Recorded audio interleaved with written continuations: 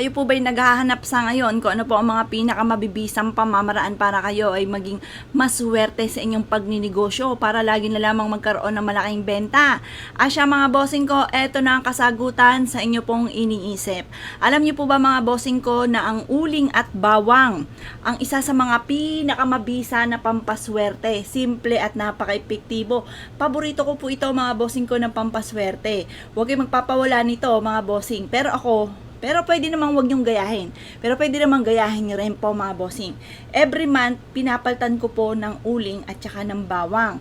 Or kaya po, pwede naman kapag ka ang bawang ay malambot na. Diba? Lumalambot po yan. Ang ibig sabihin po niyan, siya po ay natuyo na at maaaring marami na nahigop na negatibong enerhiya.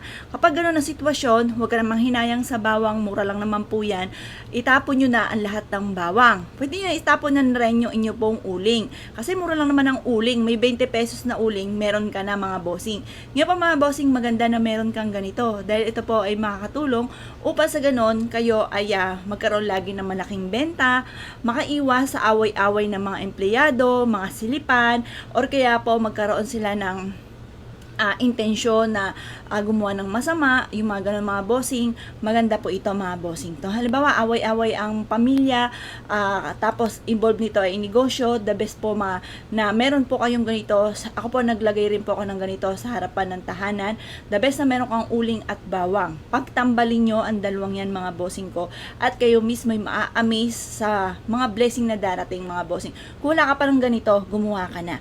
Mura lang naman yung uling. Tapos maghimay ka ng bawang na kagaya po nito mga bossing.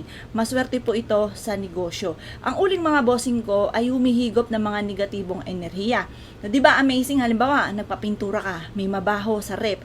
Maglagay ka lang ng uling, may kakayahan siya na humigop ng baho ng pintura or baho ng lansa ng inyo pong rep. Yung ganon. Yan po ay ganon din. Humihigop din po siya ng mga negatibong enerhiya. Yan po ay maganda na meron sa harapan ng inyong tahanan or sa inyo pong negosyo. Para hindi ka makaranas ng pagkalugi or kung gano'n naman talaga weather sa negosyo, hindi mananatili na wala kang benta or laging matumal. Yan pa mga bossing ko, kung matumal ngayon, kinabukasan, jackpot ka or kaya tuloy-tuloy na ang pag-jackpot po ninyo sa inyong negosyo. Maswerte po ito mga bossing.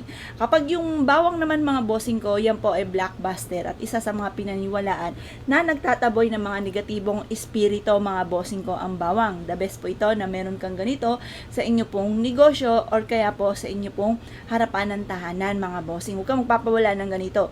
Ako pa mga bossing ko, meron na akong ganito. Nilagyan ko na lahat mga bossing sa harapan ng aming bahay, ganun din po sa may main door, ganun din sa aming pong mga negosyo. Ngayon pa mga bossing, kung isa ka sa mga naniniwala sa mga gatong mga pamamaraan, itong aking tinuturong ito ay the best to mga bossing ko. Kaya huwag ka na magpatumpik-tumpik pa. Pag sinabing maswerte, asya mga bossing ko, lumarga ka. Pag sinabing malas, nako, ewan ko na kung gagawin mo pa mga bossing. Kaya kung kayo pinaniwala at naisip po itong gawin mga bossing, asya. Good luck po sa po lahat.